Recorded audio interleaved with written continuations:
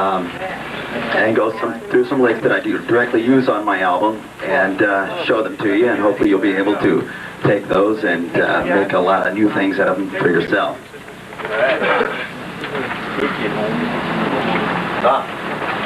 The album. Don't forget the album. Pass it out.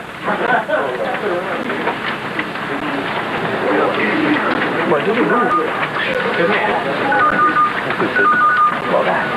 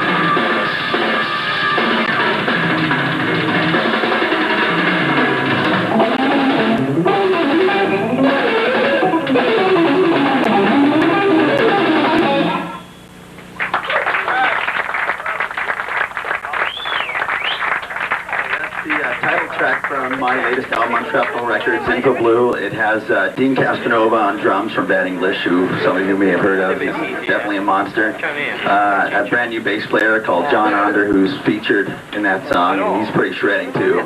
The album has a lot of other guests on it, and plenty more shredding on it too.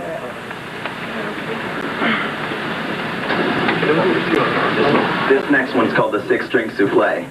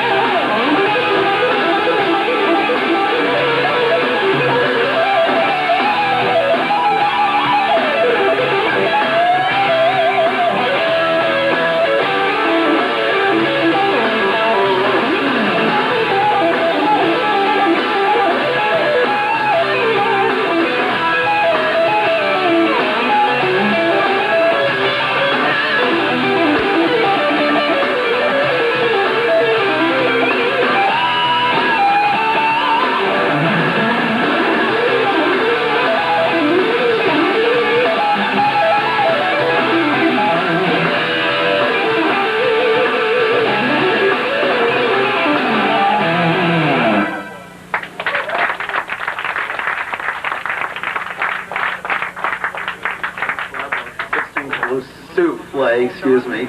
And that song was inspired by a guitar player here, Craig Soderbergh, who happens to be standing back there. And this next one is called Wrecking Ball, followed by Mississippi Mud.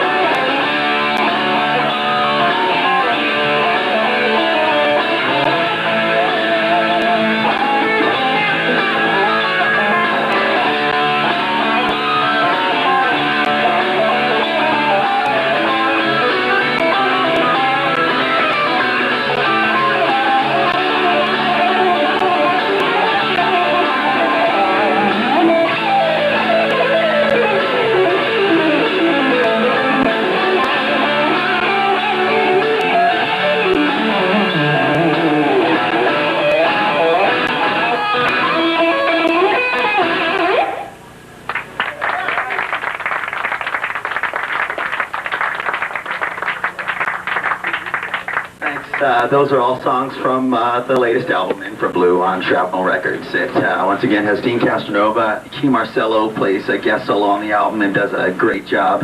John Onder, unknown bass player, but soon not to be. Guys from Terence Trent D'Arby and Night Ranger both contributed tracks respectively. There's a lot of this kind of stuff on there. Also, I'll be doing an instructional video on REH coming up pretty soon, and that will be ready in January. And right now, I guess we'll get on with it. What I'm going to do is show licks directly from these songs or derivatives of. That'll hopefully help you guys to be a little innovative with what I'm doing is a lot of string skipping, open string using, and some sliding from intervals. And I don't seem to have one of those. Does anybody have an extra one? Great.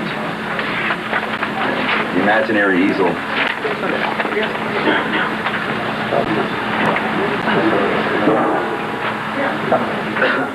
The first lick is something I did out of a lot of chromatic notes in E major. I use it over a dominant chord, and this has a lot of chromatic notes in it.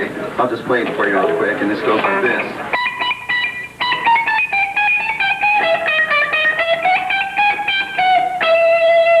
Is the lick, and you might say, well, golly, that's like a lot of chromatic notes, so what? Where's the root? Where's the third? Where do you get your tonality from? This lick revolves in and out of the third, which gives it the E tonality from a dominant third.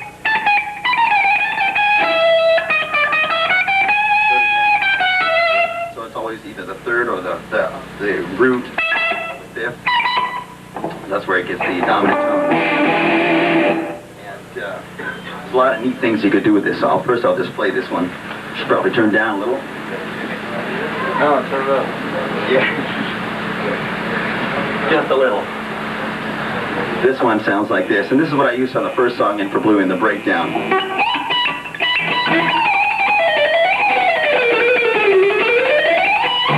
The actual lick being...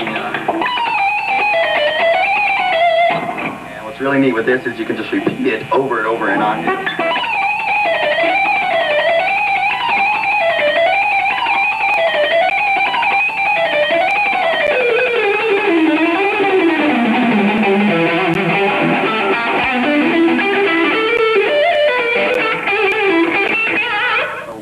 As a means to get from one lick to another, or actually it's really good for a lot of phrasing things too. For instance,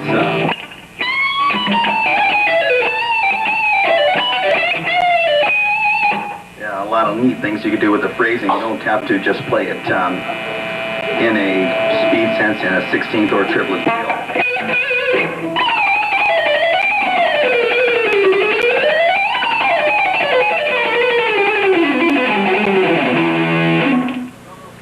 Fun, and it works well over a lot of different chords. Another variation of that would be combining the major, or both combining major blues scales to create chromatic passages within licks. And that's kind of fun, because what happens, I'm starting to do that a lot too. Combining different major scales and getting chromatic passages, and I'll play something for that. Another variation.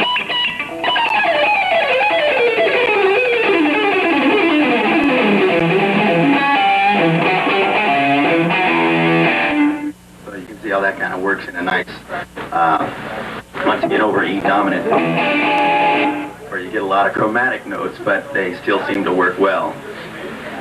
Trust me, they do.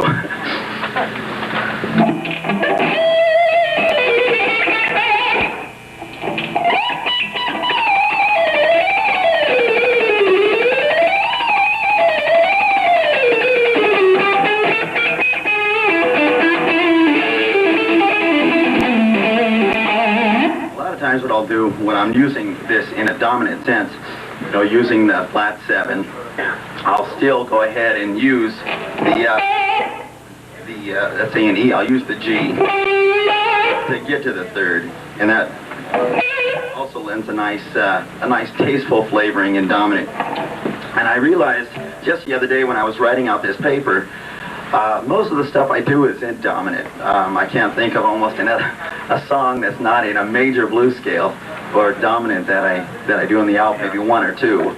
But most of the stuff is that kind of a feel. And when you have that in those kind of feels, a dominant feel, you can use a lot of passing tones, and that's why number one works great. Also, if you want to take it to A, and once again combine major blues scales to get chromatic passing just with the notes, they sound really good, and here's something else in A.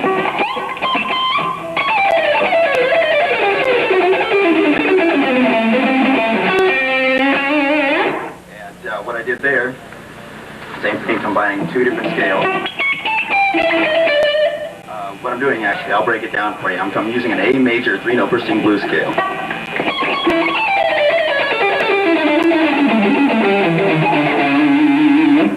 And then I'm using a F sharp major blues scale, or it's F sharp minor blues scale, but you think about it in A, and it becomes an A major blues scale.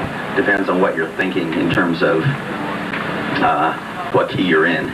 So I'm thinking in A when I play this, so I'm not thinking an F sharp minor blues scale, I'm thinking A major. Here's the F sharp blues scale.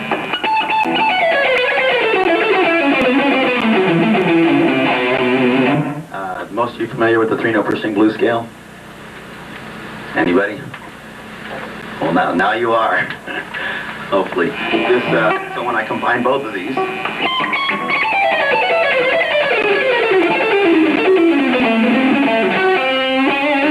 it gets kind of a nice sound over it.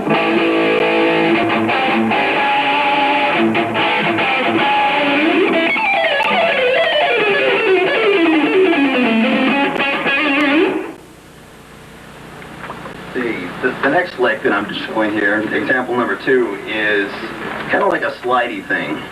And what I'm doing is sliding in intervals, working around, once again, the third, the octave, or the root and the fifth, and getting octaves of that. This one sounds like this. Let me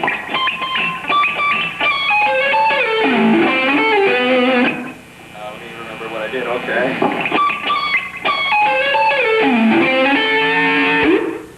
There is just sliding again once two different parts of the arpeggio, and it's again a dominant thing, and that's a direct part off Mississippi Mud, the beginning intro. What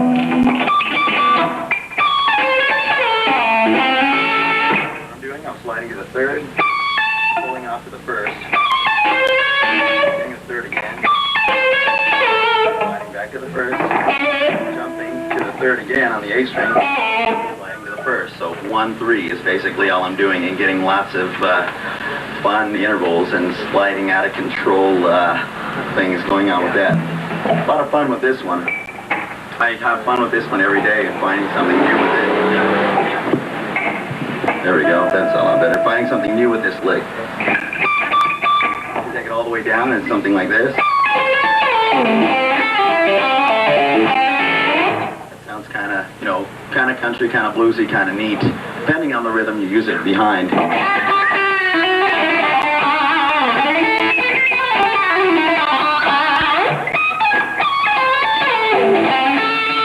A lot of things I do with this in the beginning of the song, for instance, I'll take variations of it.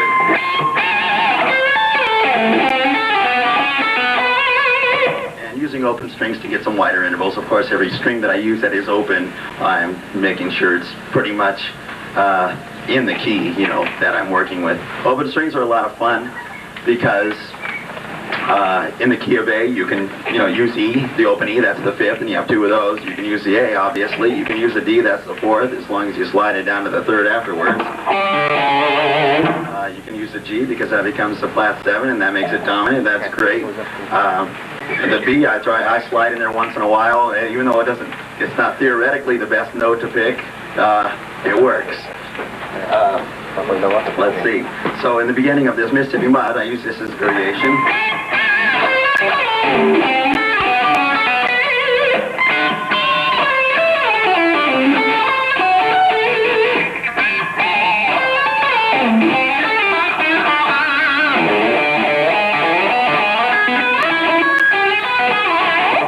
A lot of neat sliding from what I'm doing. It's just basically going first, third, or root, third, fifth, and sliding in octaves. A lot of fun.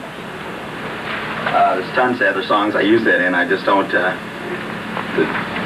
have enough time to play them all. The next lick is something, once again, I used in the six-string souffle at the end solo. This is something I didn't actually record on the album. This was Key Marcello's solo spot, but I put it in there and wrote my own. And this one's kind of neat. Got a lot of nice octave. Like one again, then again, 1, 3, 5 jumps in octaves and sliding things that lead you to different spots on the neck and lend to a lot of nice tones and sounds. And this one goes like this. It's an E major.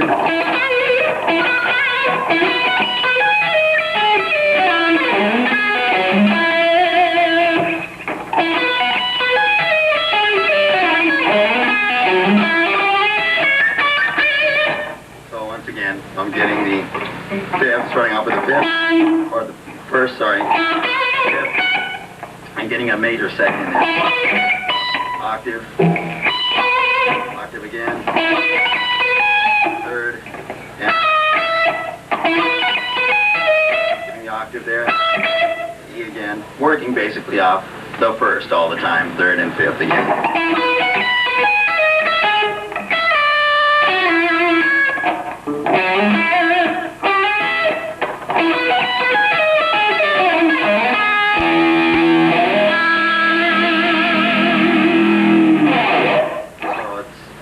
A nice blues country flavor for that one. A lot of neat things you could do with that too, and change. I do all kinds of stuff.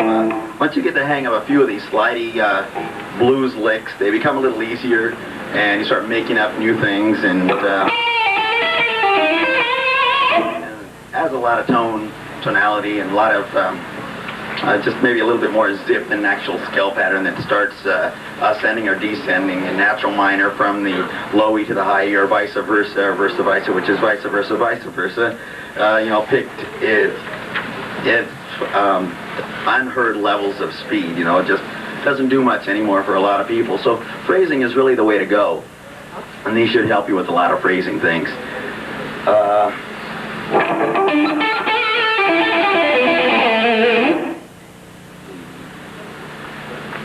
Example number 4. This one is kind of a neat lick, and I use this once again on the six-string souffle.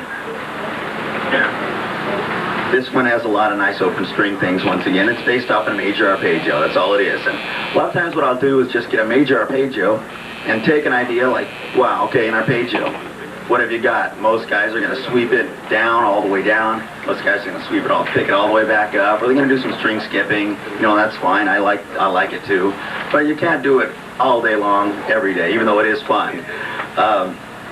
It just gets old, and a lot of people are doing it. So what I've tried to do is take some arpeggios and use some open strings to get wider intervals, so that it sounds like there's a lot of octave jumps and a lot of different things going on, really crazy things. And if you can get something I still haven't got, but if you can get the attack of the string pull off to be exactly to the open notes, exactly the way that you pick them, it becomes harder to tell which ones are pulled off and which ones are picked, and that becomes even crazier. When you hear it, you go, that's great, but when you try and figure it out, it's kind of hard. Here's one that sounds kind of nice, just based off a major arpeggio.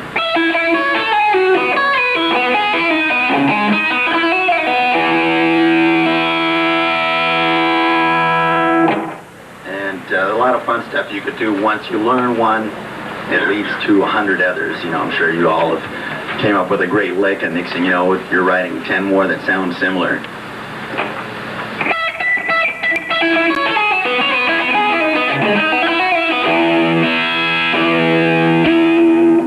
A lot of great stuff you could do with that. You could take it up to the octave E, and it sounds great too, and I use this in a song.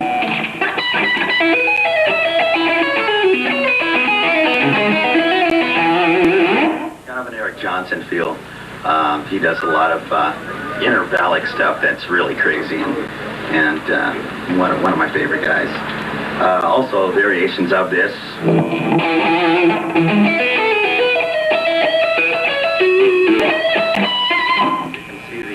string thing with using arpeggio sounds, it gives you the wider interval.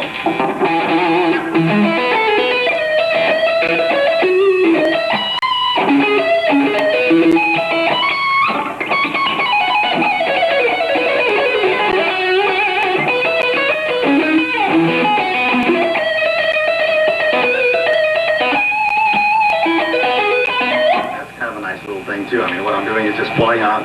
Obviously, I'm in the key of E major, so when I pull out the B, it sounds like it's supposed to be there, rather than pulling up to like a sharp or something, that sounds something like this.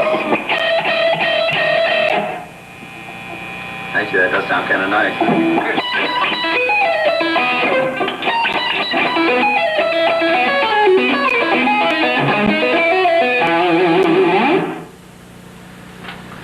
Any questions?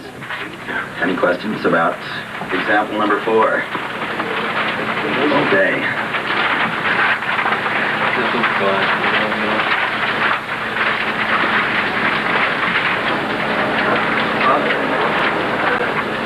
Okay, here's another one. This is kind of a takeoff again from the open string stuff.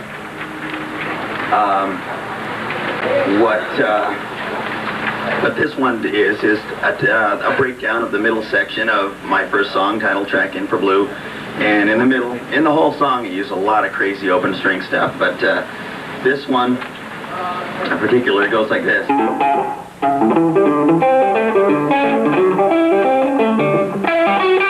Kind of like that real backwoods, home country, chicken picking feel.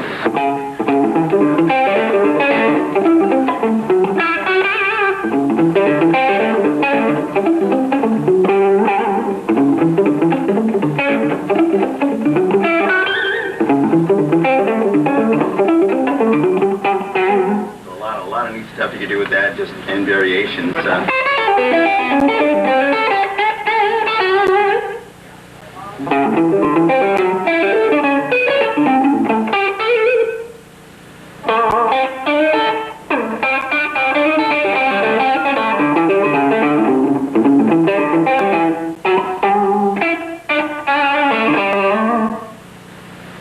Open string stuff is wild, and it can be fun, and you can try this too in the comfort of your own home. Once again, here's another thing that I thought was kind of nice. It's combining open strings and slidey things. Slides, we'll call them blues slides from now on instead of slidey things.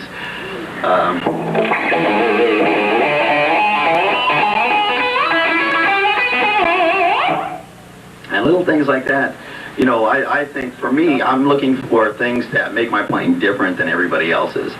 And a lot of times I don't hear that much of the open string stuff taken to such an extreme, or maybe the slidey things. And what I'm looking for is things, or blues slides, something to branch out with. And a lot of times it just takes a little bit of creativity. You sit around in your room and you just work on something until it comes out. Try and put your hands into different positions that may not feel comfortable to you right away, or things that you thought impossible. The funniest thing I think about, when I try to find a lick that is just really crazy, I was thinking, what is the craziest thing I could do that I could never do? And then try and play it, and pretty soon it becomes a reality. So I'm thinking, wow, I can really get this one. Another 4 hours on the metronome, 3 days a week, and you have it. Example number 6 is a form of the A major blues scale, and this one is something that I use like all the time. Once again, the other night I just started doing clinics now, so I think I have to start analyzing my playing a little bit. And upon analyzing my playing, I've realized that most of my stuff is based upon the 3 open string major blues scale, or like a dominant arpeggio. And there's a very, very, I use this arpeggio shape a lot, the E major 7th down at the bottom. On example number 7. That's something I use all the time, and I think I'll use it probably in almost every song at least once.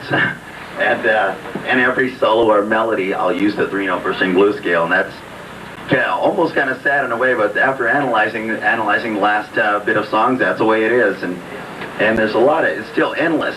I'm still finding so many things I could do with these things. It's incredible. They're really great for phrasing. I'll give you an example of this one. This is, you could look at it as an F-sharp minor blues scale, but I'm thinking of it, once again, A major blues. There's the A.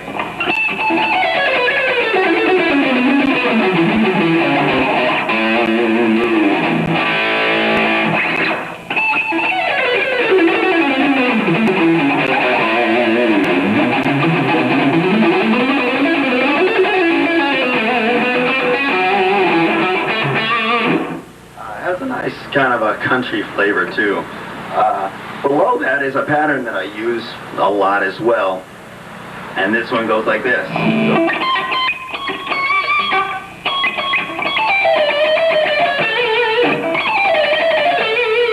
And I use it all over the place, and this one is just a part of it. What you can do is take it down in octaves, and it sounds great that way too.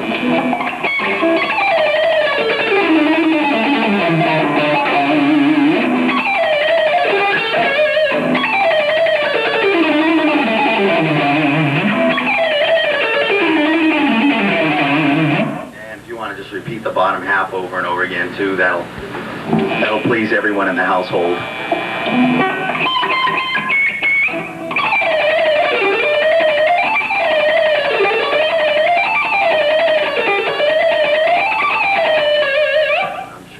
Roommates or parents will love hearing that one with the metronome going for like hours at night.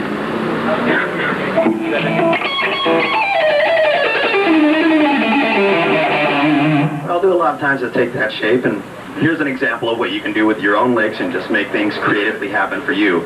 Let's take this lick for example. Great, it works over A major. Let's do something with it, change it to E. Do a string skipping thing with it.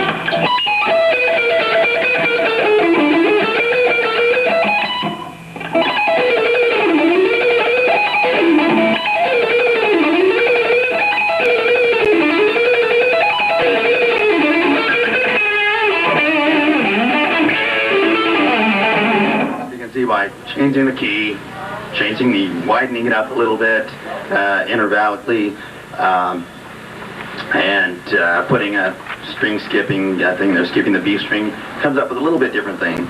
Here's, let's take it again, and you could also do it with diminished, string skipping diminished scales. You could also do it with just about anything. I mean, take your pentatonic scales and widen them up. Use 3-note per string pentatonic scales and skip from the high E to the 21st fret to the low E on the 3rd fret or something, you know, just think big. Take this one and put it in G dominant. I'll do it a string skipping thing. First half is dominant. What I'm doing there is just combining chromatic notes out of 2 different blues scales on the G and the B string.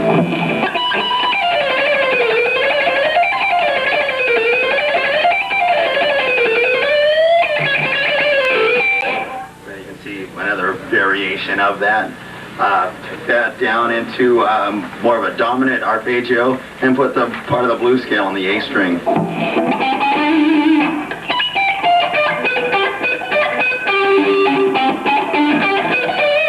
Kind of weird because you get these real wide intervals on the top and then the G string, and all of a sudden everything's compacted down to the A string, and put your hand in this kind of wide, closed, wide, itsy-bitsy spider type of thing.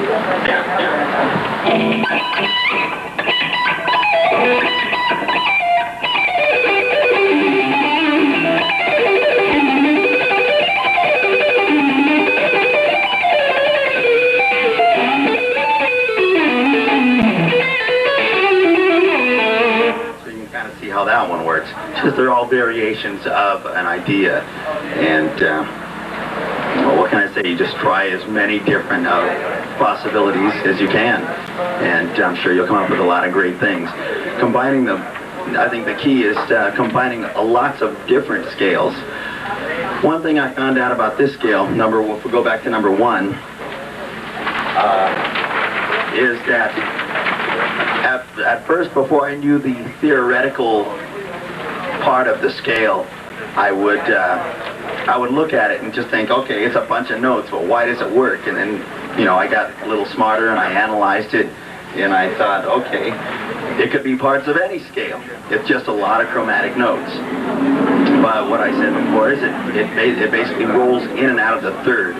And combining a lot of different scales in, let's say, a modal thing where you have no sharps or flats works well too.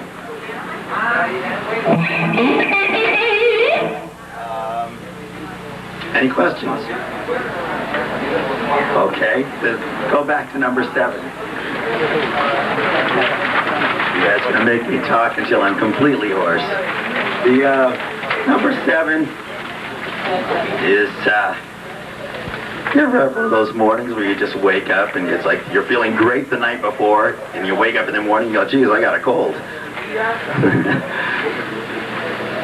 The last thing, the dominant arpeggio, which I use quite a bit, and this one goes like this.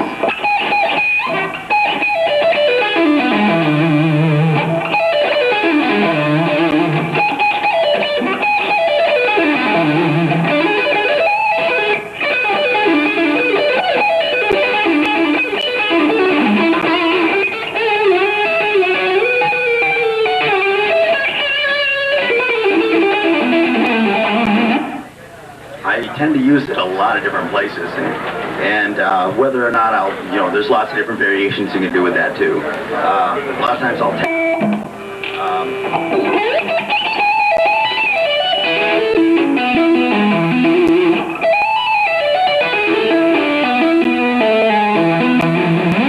few more extra notes. There's a lot of things you can do, or I'll repeat myself and get maybe 5, 6 notes descending. There's a 7-note descending run, and I'll go back up to the B string and start again.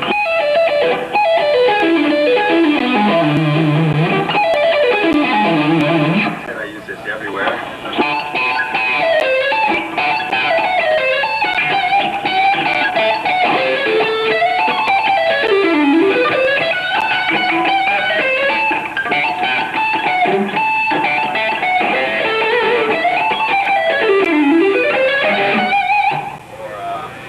Like this after following a string skipping sequence.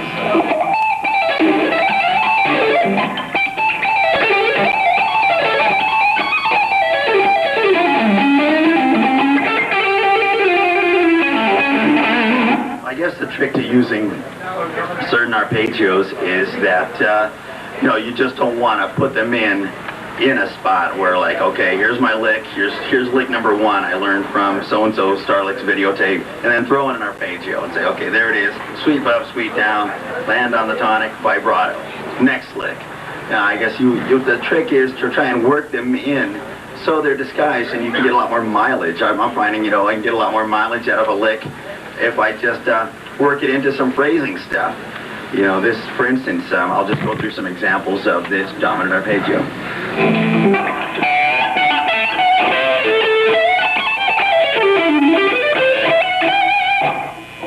perhaps something like this.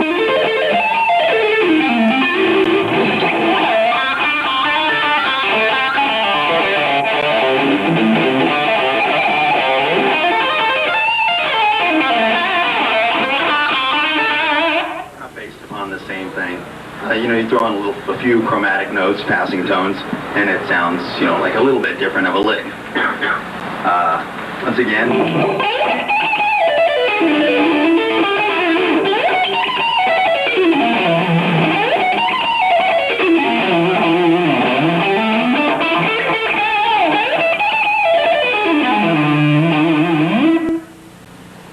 Any questions? No questions. Okay. What's on the drink, Joe? Oh, please, that'd be great. Yeah, I have a question. Can I have a little bit of drink?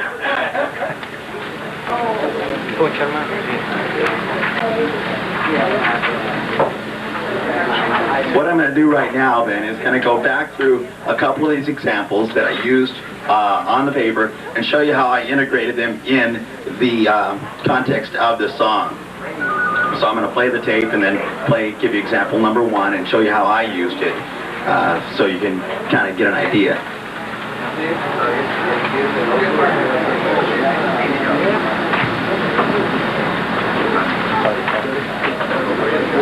Much better. Thanks. Hats off to Steve.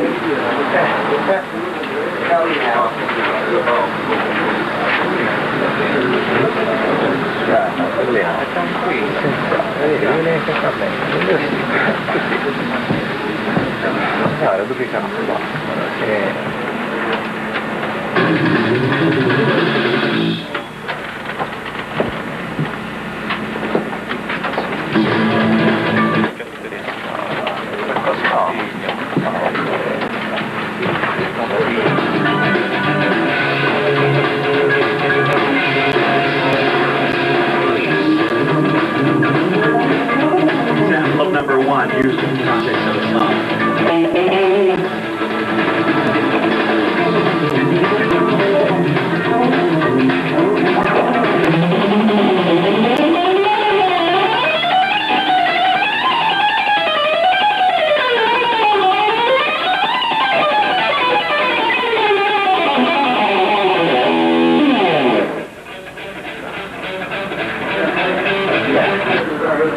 Why did you run that again? As you can see, here's an example of number 1 used in the context of the song, using the rhythm pickup now. As you can see, this once again follows the same tonality of the chord coming up. I'm using a B, a D, a flat E, and my chord change follows that all the way up chromatically as it is, but still working around the thirds and the fifths of each chord.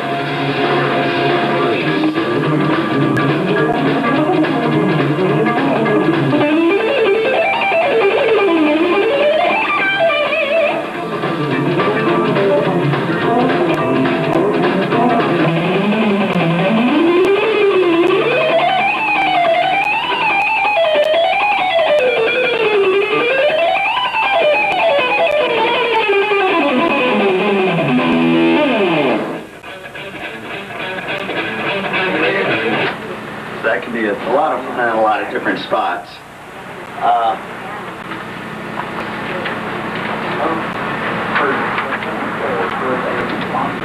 We'll go to number 5. What follows is the breakdown to that song.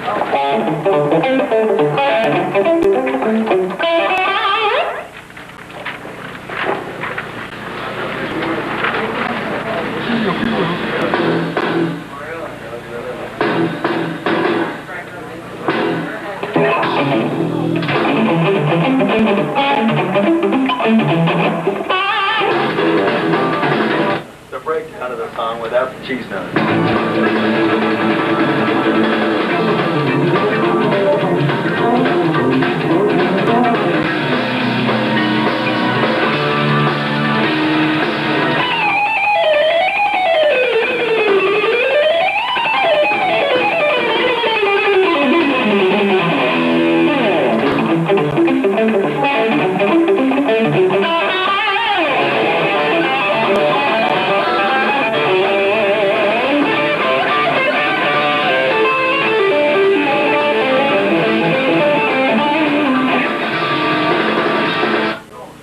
Again, a lot of the open string stuff isn't limited to the, as you just saw, isn't limited to pulling off to the nut. You reach over and bar your, with your second finger on your right hand, or any finger you want really. I choose that because I can hold the pick still. You can get a lot of nice open string stuff an octave higher. So 2 guitar players can play it at the same time now, in octaves. Yes, we'll probably see that done soon. I believe my other guitar player for the live performance is here, Craig Soderberg, and we're going to be out playing some shows, and that should be really fun. We're going to do all this stuff in octaves and harmony and unison, and it's going to be wild.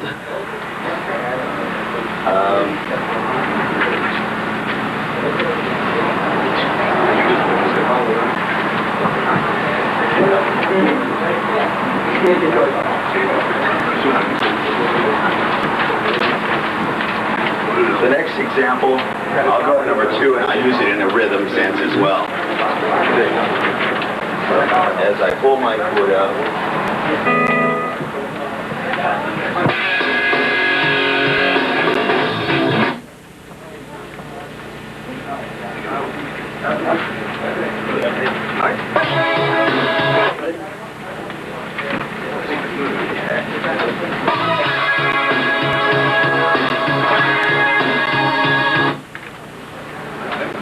Okay, 1 minute.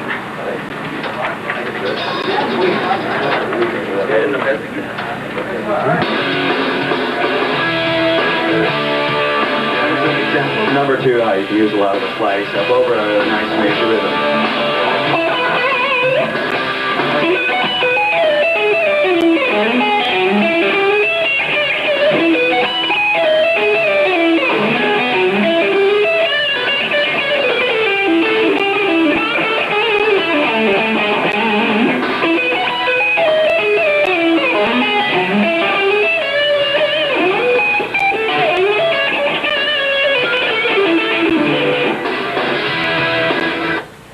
See how that one works as well. Any other questions? No questions yet. Question. How do you practice? How do I practice? It's hard. I practiced in the back seat of the car while my girlfriend chauffeurs me around. No, there's a lot of when I do get to practice, I guess it varies. If I don't have a lot of time, I'll either try and practice the hardest stuff that I have to learn first. All the stuff I know that I have to keep up on, I'll kind of throw it in the weeds and just try and learn some new stuff. I don't have a lot of time. Or there's some days when I'll allow like 3 hours for picking only, 3 hours for like pull-offs only, you know, another 45 minutes for the high action simulator only, you know, arpeggios only. Sometimes I'll direct a full 8-hour day into increments of 2 hours.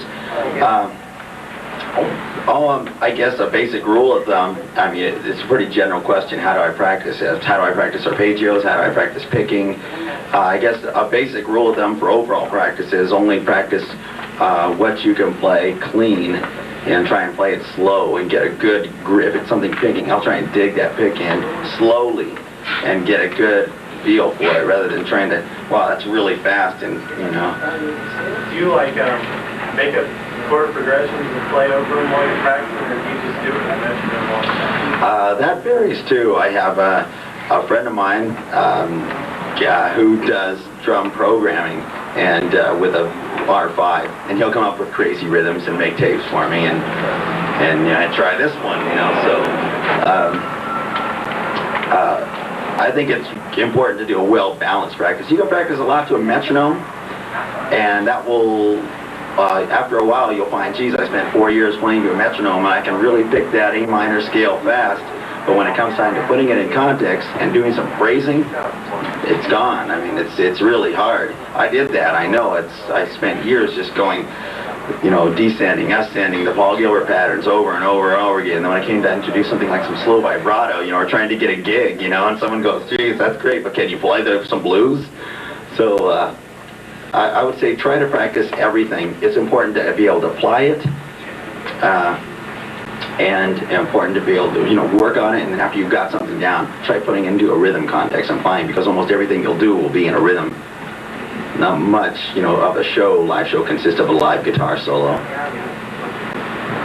When I'm practicing picking, what I'll do is, if it's a triplet feel, I'll really try and bury my pick in on the 3, 1, 2, 3, 1, or 1, 2, 3, 4, 5, 6, 1, 2, 3, 4, 5, 6, 1. I'll really nail it in there, and to the point where sometimes, it's like the strings are flapping off the neck. But boy, I tell you, after you get that feel, then you lighten it up a little bit. You can get the pulse of that, and it sounds really great.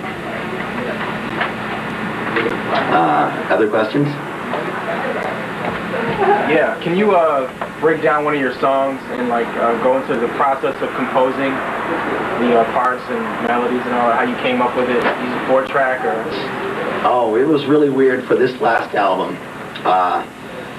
I didn't have much time.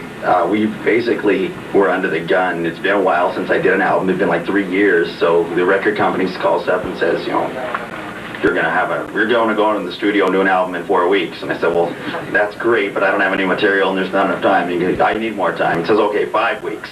And he hung up.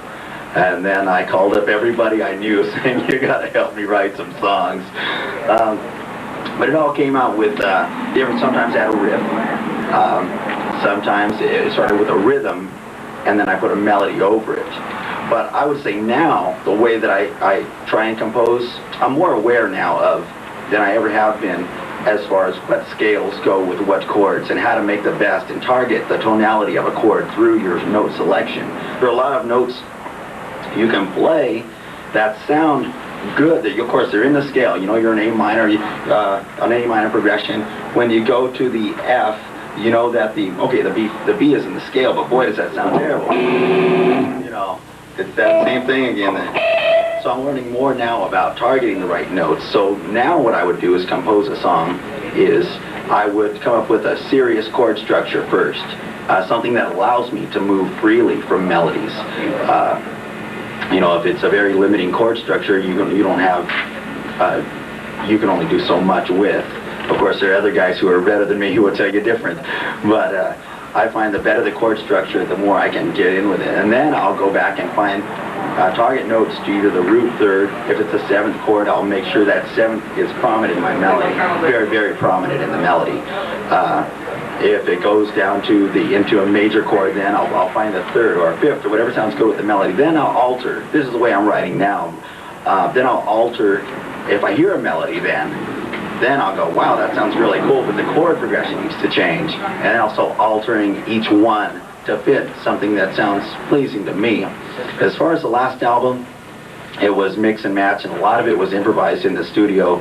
But once again, through the help of my friend back here, we just got the 4-track out in the drum machine and started going for it. And some of the stuff, I tell you what, 90% of the demos didn't make it to the album, and everything was pretty much improvised in rehearsals and in the studio. There's some good things about that and some bad things about that. The good thing is you get some spontaneity going that you would never, gosh, I'll never be able to do that again. And I think I'm right sometimes. And then the bad thing is you get a good take of something you like. It may be good and have a raw feel to it, but not a lot of conviction. Like you've been rehearsing that part for weeks and weeks, and you're getting ready to go in the studio and nail it. So there's some trade-offs to that, but there's been a little bit of both of that on the album. As far as writing goes, again, I'm finding out more so how to target the tonality of chords. So I'm actually changing the songs now, even though they're still on the album that way, for my personal pleasure and the listener's ear. I'm going back and changing melodies here and there that I think would have been stronger notes for the songs. Are you real conscious of like a form, like ABA form, or you just feel, as far as the song goes, like the intro and your verse and chorus, or you just go by feel? Every song's different, You can't have a whole album full of, if it's instrumental, a whole album full of intro, verse, chorus, bridge, solo, second bridge, verse, chorus, out. So that's generally the way I like a good hook, So a nice riff intro, and then a good melody line, right? The same way, most of the time I structure them the way a vocal song would be. Sometimes if they're a little more sporadic, it's nice too, where you just have an abundance of what appears to be glued parts together, for at least one track. but otherwise pretty aware of the verse, chorus, bridge, verse, chorus, solo, out thing. Yes. What do you think about economy picking? Economy picking, Frank Gambale. It's awesome for him. I still find, and I teach this. I teach. By the way, I teach at the Santa Ana Carpet Store in Santa Ana. So anybody who's might be interested in coming down and checking lessons out, you can call the Santa Ana store or leave your name and number with the girl running the video camera, and I'll get back to you. But economy picking is something that is very specialized, and I tend to think that alternate picking, straight alternate works better for me all the time, and it's very, very aggressive, and it works for a lot more things. Frank's great, but gosh, it would take forever to change my style now, and what works for him may work for someone else, but not necessarily for everybody. I think alternate picking, though, is pretty much the wide common denominator that all guitar players, the common medium that most people use, or should be, in my opinion. Questions? How was it working with Dean Casanova? Oh, it was great. Yeah, he was great. Yeah, he's a great drummer. Dean did the whole album in like 6 hours, not after hearing any of it at all. Didn't send him any tapes or anything. He was just great. As to your question about Dean Casanova.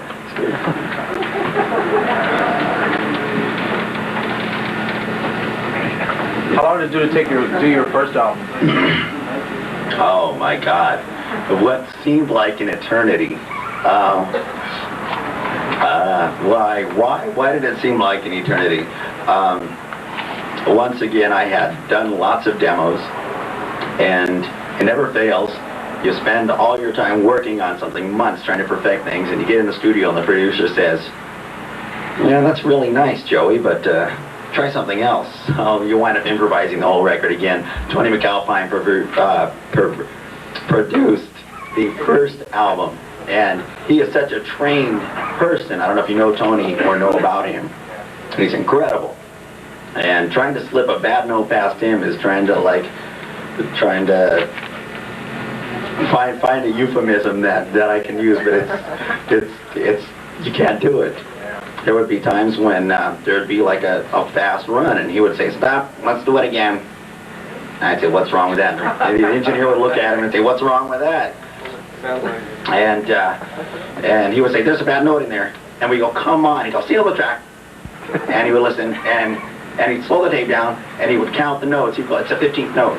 And hell, if it was, God dang, it was. And so after a couple times of that, when he said a bad note, I said, "Okay, let's do it again." It took a long time. In other words, we rehearsed up there at the studio. We worked on it. I took some time off.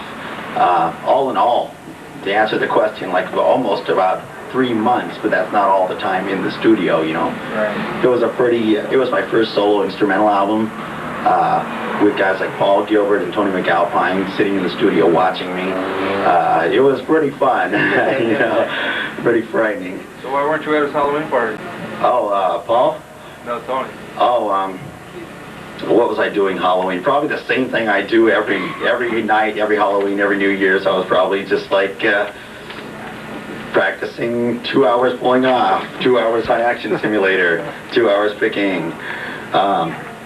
I don't know. I was probably, I can't think. Oh, you know what I did? I was handing out candy. I swear. That was it. Where did you get your training? Oh, I originally started off, when I first started years ago, I took lessons from a guy named Lanny Cordola, who you might all be familiar with. He's kind of a local guy and a really hot, well-rounded player, pretty good, who's also a Carbon guy. And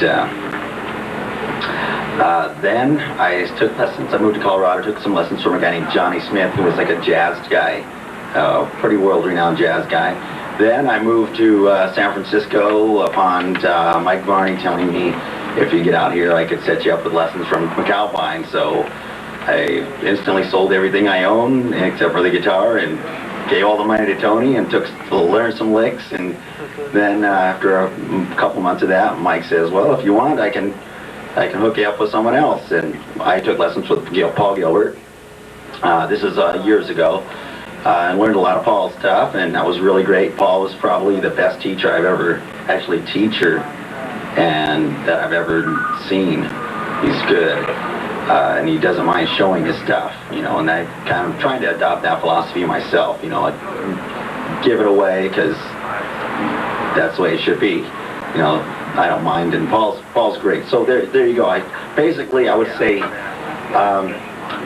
lately, I haven't had training in a while, but Paul and Tony contributed greatly. And now I just listen to a lot of new stuff, you know, and I'm trying to get away from that and trying to be my own player and, you know, use mediums that most people wouldn't use or haven't used, or find some mediums. Even then, here's a better thing that you can do with your playing. Find some mediums that someone has used and just exaggerate it. To say, I mean, you know, don't take it from a scale from 1 to 100 and just say, okay, I'm going to exaggerate this 10 to a 20. Take it to a 300, and just for fun's sake, and you'll find you'll come up with some great sounding, unique stuff. Take just a medium that someone else has already used and exaggerate it. If they did a 5-fret stretch, use a 10-fret stretch, you know, with your right hand. If they skip 4 strings or 2 strings, skip 5, you know. Or if they're using chromatic notes, try using chromatic notes in harmony octaves, two-handed tapping with this hand doing chromatic and this hand doing chromatic notes in octaves.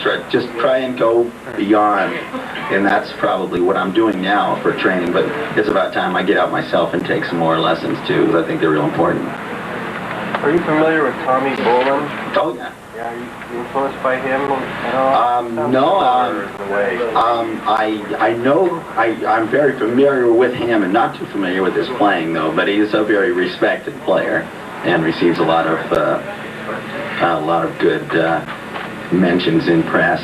And there is a little bit of similarity in your playing. Oh, well, thanks. I know what it is. I'll consider that a compliment, because he gets a lot more press than I do. Well, he's dead too, so yeah. Oh, I mean, to this day, I mean, people rave about him.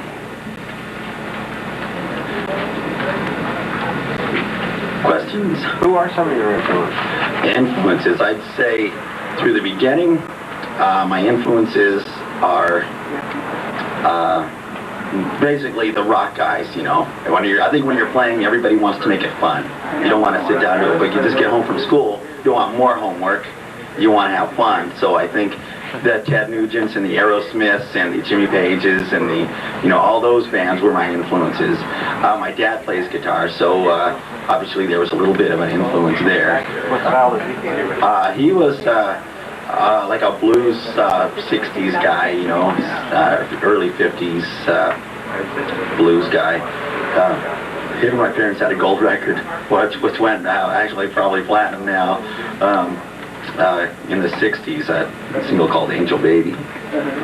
And see, influences now, I like a lot of everything now, but I guess earlier what made me play the way I did now, Steve Morris, Eric Johnson, you know, I can listen to everybody and pick up something nice, and often I believe that I underrate, as most people do, they underrate themselves, and they hear somebody else and they go, oh, I suck. You know, and it doesn't matter who they are, they go, oh, that guy's great. And you turn on the radio and you hear 20 guitar players back to back now, and they're all good, and you go, oh, God, I've got to practice. So I'm trying to just be very open-minded now and listen to as much stuff as I can and appreciate things. For this album, I think just a lot of blues players. I listened to a guy named Jimmy Bryant a few years ago, an old blue jazzy guy who was incredibly unique. Try and dig up some of the old records, if I could offer some advice too. Old records from like the 40s. I went through a period where I went through the big band phase. Obviously, it was. I'd like to think that it wasn't useless, that I got something out of it.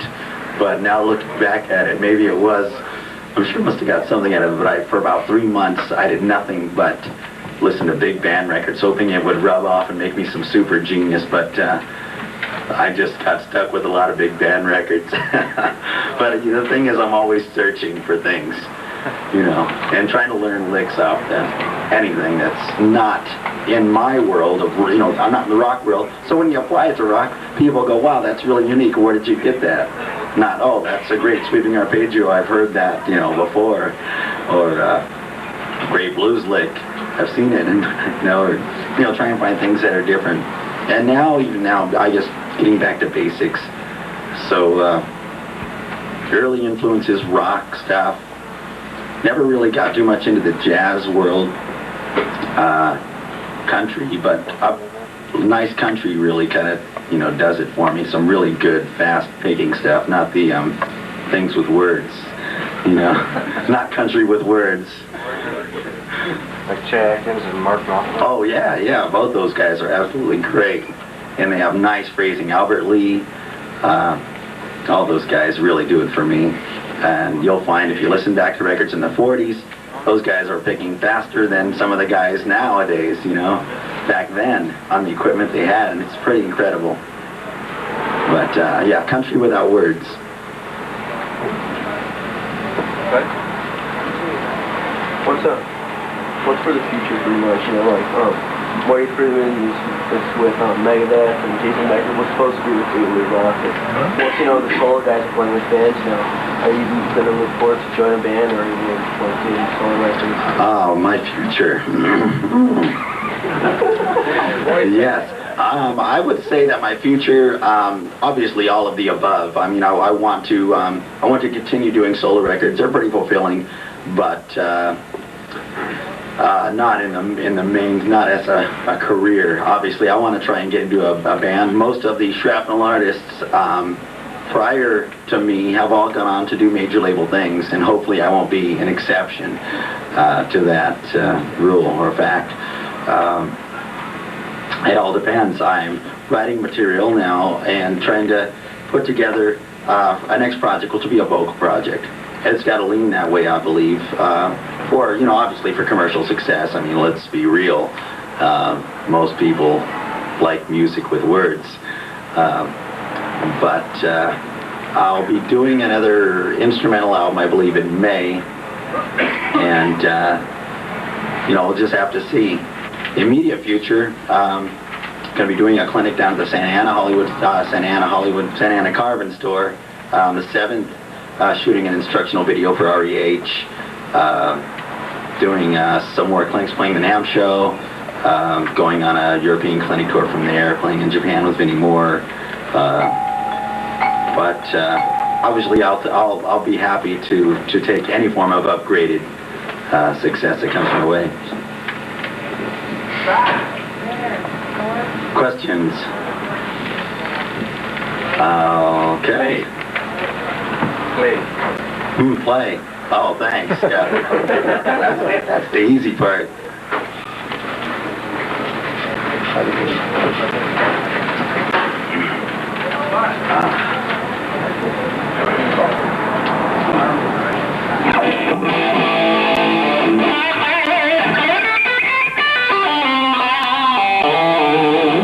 One of the things before I wanted, someone asked me about, I believe, you asked me about how do I compose. One of the things that you could do that will help you to target notes is just find notes that are already in the chord, and those are the basic ones. My basic rule about soloing now too, and I have a very particular thing about soloing. Now I'm trying to make it rhythmically correct. So if you just hear the solo by itself, take a rhythm like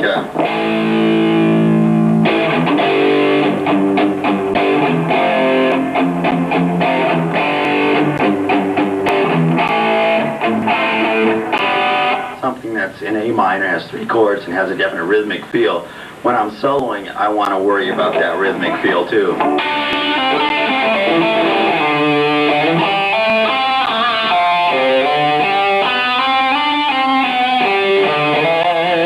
And I want to, you know, have that feel. Also, when I'm soloing too, I want to worry about the tonality. So when the music stops, I can still hear the chord changes in the solo. That is something that I learned a long time ago and never started practicing until now.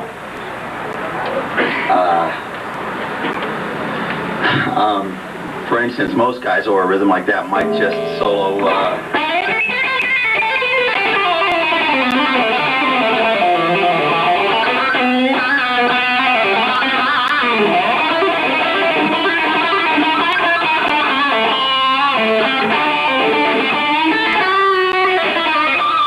but I don't hear the rhythm anymore. If the band stopped, I'm not hearing the chord changes. It's kind of a rhythmic feel, but be more aware of what you're soloing too.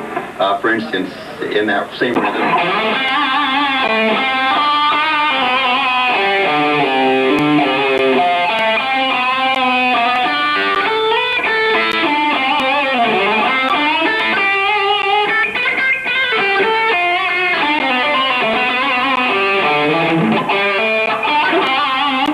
Now I can hear the A, the G,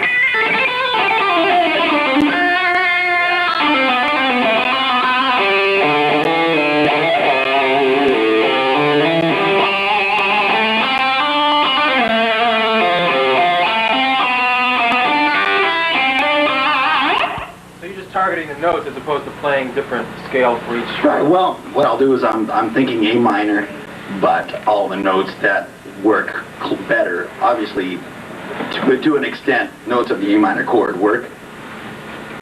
I mean, A minor scale work, but there are more better notes to target. That's what I'm trying to do now, and I think you'll find your solos better if you know, I don't. Some people know what they like, but they don't know why. You listen to a George Lynch solo or someone else, and you might say, gosh, that solo, every note hits me for some reason. You might hear another solo by someone and say, wow, okay, it was a solo. The notes that hit you right, the solos that hit you right, are usually the ones where they're following the chord changes. And when you hear that A minor chord come and resolve, also one thing you can do with your rhythms is target more of the tonality of the chord, and it'll lend more for solos. If you have something like this, you know, it doesn't leave very much room for targeting the minor or the major of the chord, or versus something like that.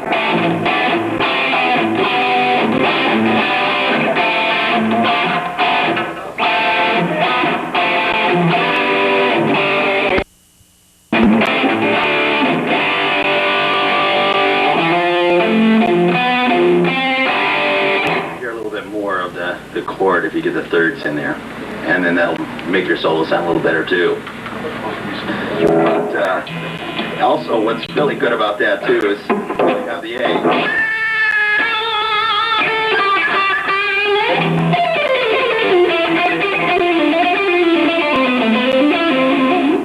To all the time follow the regimen that says da da da da da da da da da da da da da da da. You can skip a tonality in the G chord, maybe into a fast run or an arpeggio, and then you know, come back and pull it into the F, where, you know, and that even sounds better. When you think a guy's going to lose it and go off into no tonality land, then, you know, you pull it back in and it sounds great. Great. Questions? I'm about almost to... Would you play a little something without the distortion? Oh, sure. I'm sorry. I don't know if I have any clean sound programmed in this thing. Honestly. Let's see.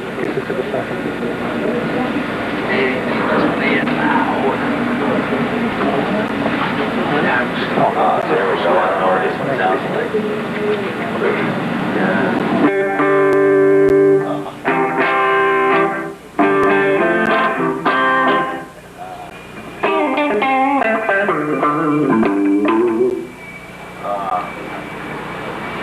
One good thing about practicing too is if you practice all your stuff clean, it becomes, you know, it's a lot easier to play with distortion.